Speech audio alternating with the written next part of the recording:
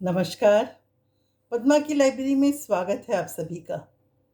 आज की जो कहानी है उसका नाम है किटी पार्टी। फ्रेंड्स, जैसा कि आप सभी जानते हैं, आजकल 8 मार्च को इंटरनेशनल वुमेन्स डे बहुत अच्छी तरह से लोग सेलिब्रेट करने लगे हैं। सभी जो नारियां हैं वो खुशी खुशी इस दिन को अपनी आज़ादी के रूप में मनाने लगी है। खासकर जो नॉन वर्किंग वुमेन है उनमें काफ़ी चेतना आ गई है आजकल। वो लोग उस दिन घर से बाहर रहना चाहती है और सेलिब्रेट करना चाहती है। मानती है कि ये उनका दिन है। इसी तरह की सोच के कारण देहरादून की एक कॉलोनी में सखियों का एक ग्रुप था। उन लोगों ने सोचा कि आज के दिन किटी का आयोजन करें। इसी के तहत माला जो थी उस ग्रुप की सदस्य, वो ब्रेकफास्ट रेडी कर रही थी। ब्रेकफास्ट रेडी करते हुए वो सोच रही थी, आज तो मुझे जल्दी उठना चाहिए। मैं तो बेवकूफ़ हूँ जो लेट उठी। परंतु अब क्या किया जाए। वो जल्दी जल्दी ब्रेकफास्ट बनाने लगी क्योंकि बच्चों को स्कूल भेजना था और पति को ऑफिस। उनके लिए बॉक्स भी रेडी करना था। फिर दोपहर का खाना बनाना था।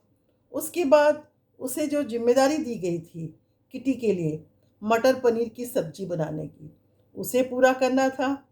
फिर इसके बाद अपने खुद को रेडी करना था क्योंकि भाई आज वुमेन्स डे है, तो कुछ अलग तरह का डिज़ाइनदार ड्रेस होना चाहिए। मेकअप भी बिल्कुल अलग होनी चाहिए।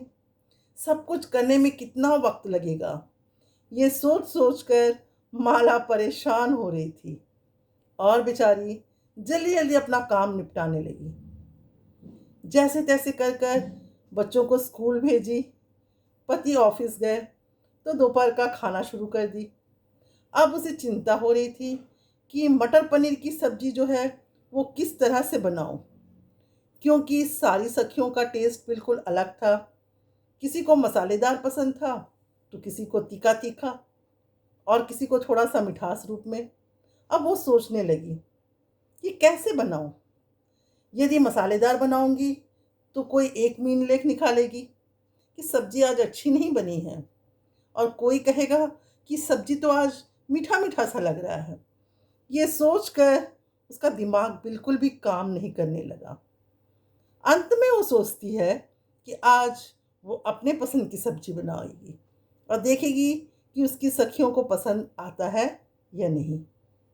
और जल्दी हुई वो मटर पनीर की सब्जी बनाकर पैक कर लेती है और अपना भी मेकअप कर लेती है।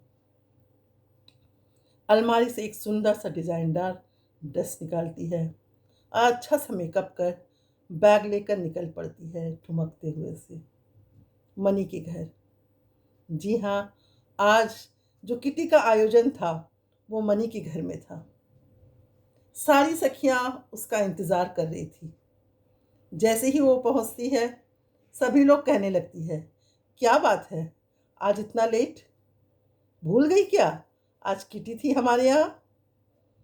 तो माला कहती है, क्या भूलूंगी, क्या नहीं भूलूंगी। बिल्कुल शायराना अंदाज में, हम जो नारियों की किस्मत है ना, वो क्या कहना अब। क्या हुआ भाई, सबने पूछा। तो वो सुनाना शुरू करती है कि कल रात हम लोग डिनर पे गए थे, आते आते लेट हो गई। बच्चे और हस्बैंड सोने के लिए चले गए, लेकिन मुझे कहाँ नींद। पहले दूध गर्म की, फिर ठंडा की, फिर दही जमाना था। मम्मी जी के लिए टैबलेट निकाल कर रखने थे, नहीं तो वो भूल जाएंगी। बच्चों के स्कूल के ड्रेस रेडी करने थे, और वगैरह वगैरह वगैरह। कहीं भी जाओ तो हम लोगों को चिंता से मुक्ति नहीं, हमेशा कुछ ना कुछ चिंता रहती है। सुबह उठो तो ये चिंता कि कौन सा ब्रेकफास्ट बनाए, दोपहर में सब्जी कौन सी बनेगी, रात में क्या खाना बनेगा, दूध वाला आया कि नहीं, प्रेस वाला कपड़े कब देगा। कितनी तरह की चिंताएं हैं, और कब हमको इन मुक्ति मिलेगी इन चिंताओं से। तो सीमा ने कहा, बिल्कुल ठीक कह रही है, अरे आज जो हम लोग आए हैं उसमें भी तो किचन का सारा काम करके आए हैं। तो मनी कहने लगी, अरे इसीलिए तो किचन वर्क छोड़कर हम लोग एंजॉय करें और किटी का आयोजन करते हैं। तुम सब इस तरह से क्यों बातें कर रही हो आज, बिल्कुल उदासीपूर्ण ढंग में। आज तो एंजॉय करने का दिन है। क्या एंजॉय करें, किसी एक ने कहा। सुरभि सुकचाते हुए से कहती है, सारा दिन घर का काम करते करते तो पूरा उत्साह ही खत्म हो जाता है। तो वर्षा ने कहा, चलो ना सखी, कहीं दूर चलते हैं, इन सारी चिंताओं से दूर, जहाँ न दूध गर्म करने की चिंता हो, न दही जमाने की चिंता हो, न बर्तन साफ हुए कि नहीं इसकी चिंता हो, न डोर लॉक हुआ है या नहीं इसकी चिंता हो। सभी उसके शायराना अंदाज पर वाह वाह कहने लगी, लेकिन सभी ने गौर किया, ये बात सोचने लायक है, चलो ना कहीं दूर चलते हैं। और इसी बात पर चर्चा होने लगी। सब ने सोचा, हाँ क्यों नहीं, सारी चिंताओं को एक तरफ रख हम लोग एक दिन स्पेंड करते हैं बाहर, कहीं दूर चले जाते हैं। तो वो लोग देहरादून की रहने वाली थी, तो उन लोगों ने सोचा मसूरी चला जाए, और तय हुआ कि मसूरी जाएंगे कमिंग सैटरडे। उस दिन गवर्नमेंट हॉलीडे था, सबके हस्बैंड घर में रहने वाले थे। तो सोचा गया कि घर की जिम्मेदारी, बच्चों की जिम्मेदारी पति को सौंप दी जाएगी। और सभी के पति ने भी इजाज़त दे दी और कहा, ठीक है तुम लोग एक दिन घूम आओ, घर की जिम्मेवारी हम लोग लेते हैं।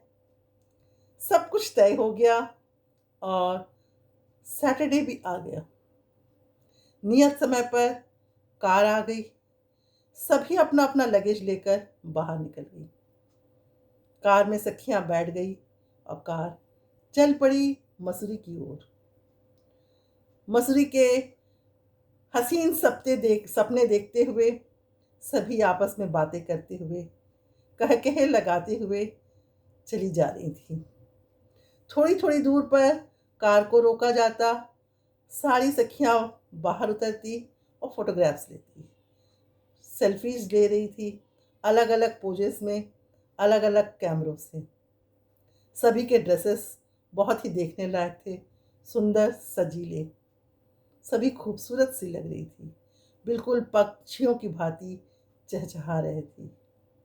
वैसे ही मसूरी का वातावरण, रमणीक दृश्य, चारों तरफ हरियाली, घुमावदार पहाड़ी रास्ते और उस पर इन सखियों की हंसी, दुगना आनंद मिल रहा था उन्हें। जल्दी ही उनकी कार मसूरी पहुंच गई। जिस होटल में उन लोगों ने कमरे बुक कर रखे थे वहां पर सामान रखा और उसके बाद सैर सपाटे के लिए निकल गई सब। बाहर आने के बाद सारा मसूरी घूमने लगी, कोने कोने तक पहुंची वो लोग, बहुत सारे फोटोज लिए। फिर दोपहर का लंच टाइम हो गया, तो सखियों के साथ लंच करने का तो बात ही कुछ और होता है। सभी के अलग अलग फरमाइश, अलग अलग इच्छाएं, सभी ने जमकर स्वाद लिया भोजन का। फिर उन्हें याद आया, अरे सभी जगह तो हम लोग गई, लेकिन जो मेन फाउंटेन वाला जो इलाका है वहाँ तो गई ही नहीं। फिर ड्राइवर को बुलाया गया और ड्राइवर से कहा गया जो वाटरफॉल का दृश्य है उसे देखने जाना है और वहाँ पर फोटोग्राफ्स लेने हैं। ड्राइवर उन लोगों को लेकर वहाँ पहुँच गया और बहुत सारे फोटोग्राफ्स फिर उन लोगों ने लिया। हंसती मुस्कुराती चहचहाती बहुत सारी शॉपिंग की और सारा दिन इसी तरह से खुशी से बीत गया। रात होने को आई थी, सभी वापस होटल पहुंच गई और आपस में जो भी शॉपिंग की थी एक दूसरे को दिखाने लगी, फोटोग्राफ शेयर की और रात्रि का डिनर हो गया। डिनर के पश्चात सभी अपने अपने कमरों में पहुंच गई। अब सारे दिन की थकान के बाद घर की याद सताने लगी, पति की याद आने लगी, बच्चों की याद आने लगी। सभी ने सोचा एक बार कॉल करके देखते हैं घर का क्या हाल है। सर्वप्रथम माला ने कॉल किया अपने घर में बच्चों को। बच्चों से बातें करते हुए पूछा, बच्चों तुमने खाना खा लिया? बच्चों ने जवाब दिया, नहीं मम्मी, अभी तो पापा जी बैठकर बातें कर रहे हैं अपने फ्रेंड्स के साथ। पापा ने कहा है जब फ्रेंड्स चले जाएंगे तब रात का खाना बनेगा।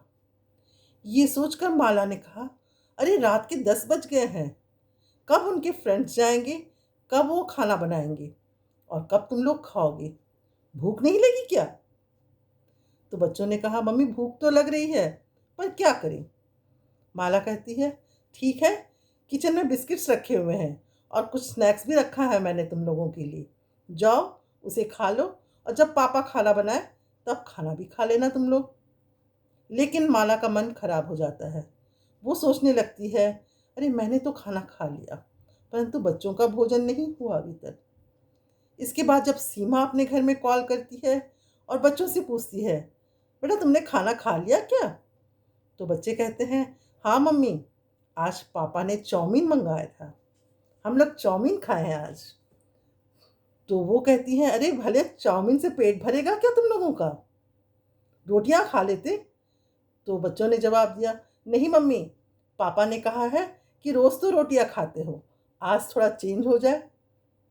तो वो कहती है, ठीक है, अगर बाद में भूख लगी तो किचन में स्नैक्स रखा हुआ है, उसे निकाल कर खा लेना। इसी तरह से मनी जब अपने घर में कॉल करती है अपनी सासू माँ को कि माँ तुमने टैबलेट लिया कि नहीं, तो उसकी सासू माँ कहती है, अरे बहू मैं तो भूल ही गई, चलो अब तो इतनी रात हो गई है, अब तो मैं सुबह ही खाऊंगी।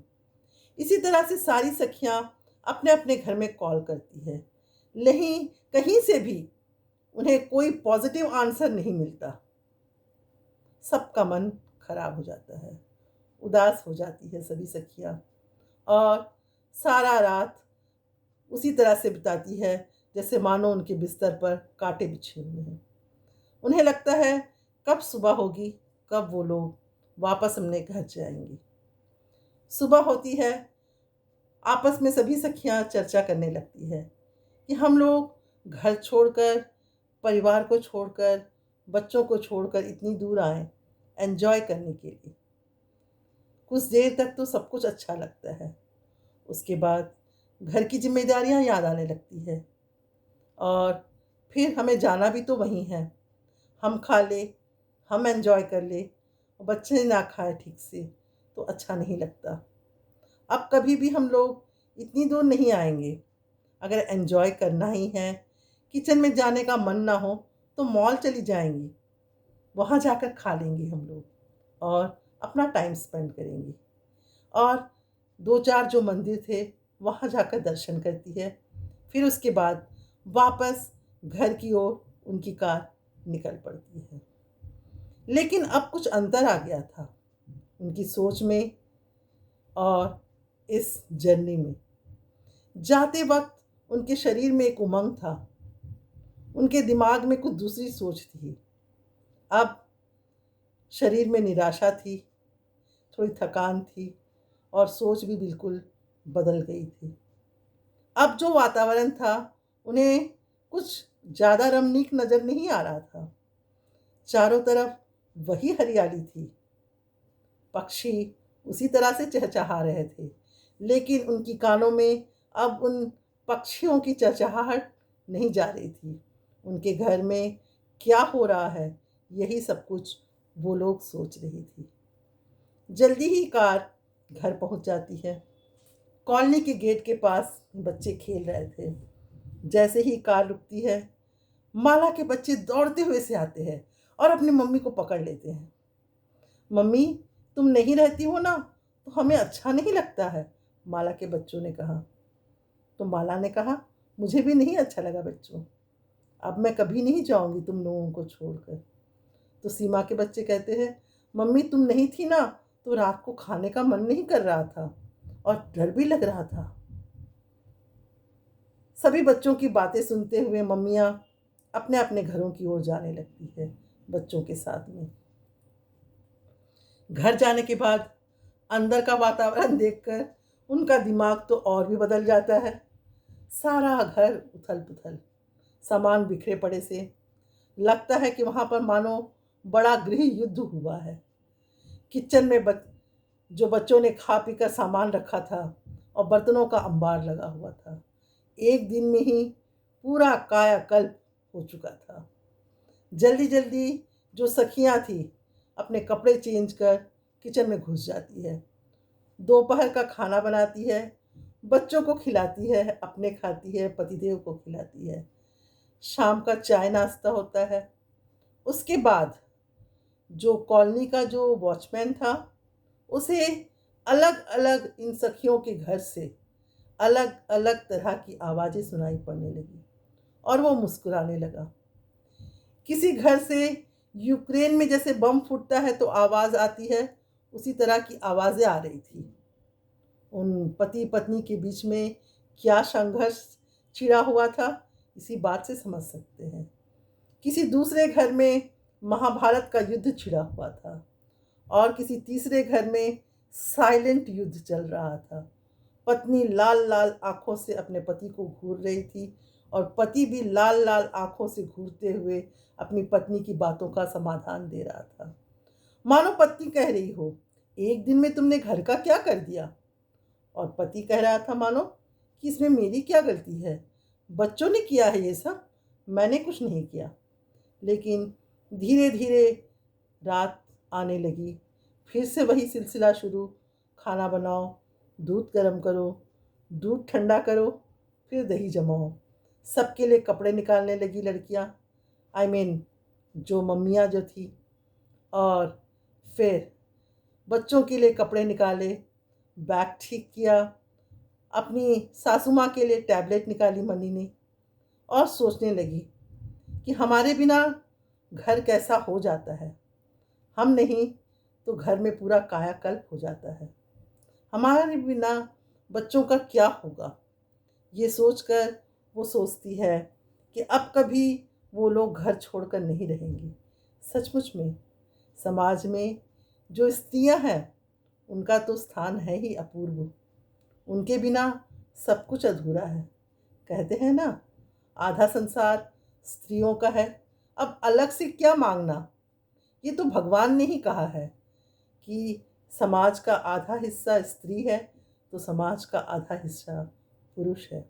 अलग से आज़ादी मांगने की कोई ज़रूरत नहीं है, सब कुछ अपने आप हो जाएगा। चिंता करने की और सिर्फ एक दिन घर से बाहर रहकर आज़ादी मनाने से कुछ नहीं होगा। घर परिवार प्रमुख है, उनकी तरफ भी देखना है। बच्चे ही सर्वोत्तम हैं और उसी में स्त्री की सारी खुशियाँ हैं। ये बातें इन सारी सखियों को समझ में आ गया। आशा है आप लोगों को भी ये कहानी अच्छी लगी होगी। उस दिन के बाद से सखियों को घर का काम बोझ नहीं लगा। उनको लगा ये उनकी रिस्पॉन्सिबिलिटी है।